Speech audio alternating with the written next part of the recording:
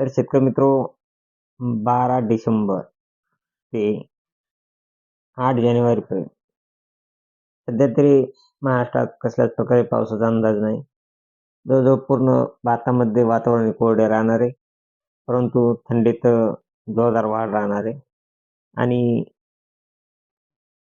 बंगालच्या उपसागरामध्ये एक low pressure तयार झाला आहे.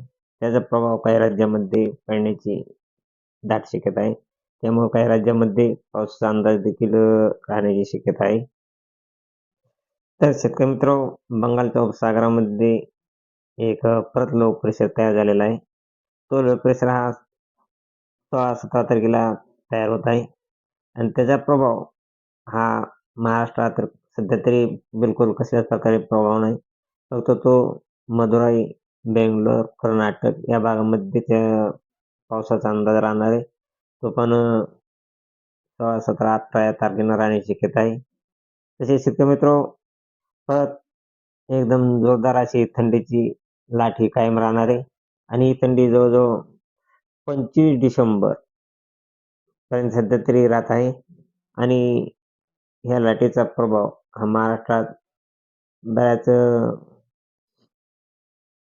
जिल्ह्यांना जाणवणार आहे. जवळजवळ पूर्णच जिल्ह्यामध्ये खूप जोरदार थंडी राहणार आहे.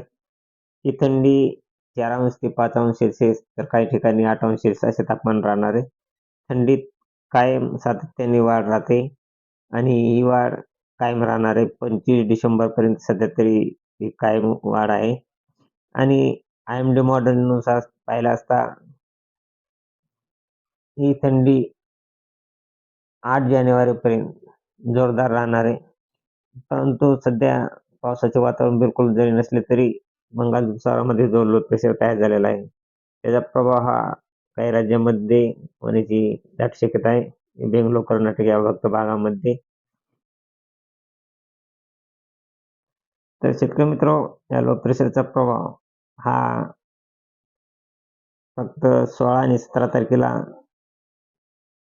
चेन्नई, कर्नाटक, मदुराई या भागामध्येच होण्याची शक्यता आहे. इतर राज्यामध्ये वातावरण हे स्वच्छ राहणार आहे आणि कर्नाटक, केरळ या भागामध्ये 16 आणि 17 तारखेला सर्वसाधारण ते जोरदार पावसाची शक्यता आहे. 16 आणि 17 तारखेला, 18 तारखेला देखील काही भागात पाऊस राहू शकतो. परंतु 19 तारखेपासून परत वातावरण हे स्वच्छ राहणार आहे आणि जे बंगालच्या उपसागरामध्ये जे 2 लो प्रेशर तयार झालेले आहेत, ते दोन्ही दोन्ही समुद्रामध्ये ते दोन्ही लो प्रेशर हे समुद्राच्या आतल्या साईडनीच निघून जात आहेत. त्यामुळे महाराष्ट्रात आणि देशात इतर राज्यामध्ये कसल्याच प्रकारे सध्या तरी पावसाचा अंदाज नाही आणि थंडीमध्ये वाढ ही कायम राहणार आहे. तरी शेतकरी मित्र, अशी रोजची रोज ताजी अपडेट पाहण्यासाठी आपल्या चॅनलला सबस्क्राईब आणि लाईक करा. जय हिंद, जय महाराष्ट्र, जय जवान.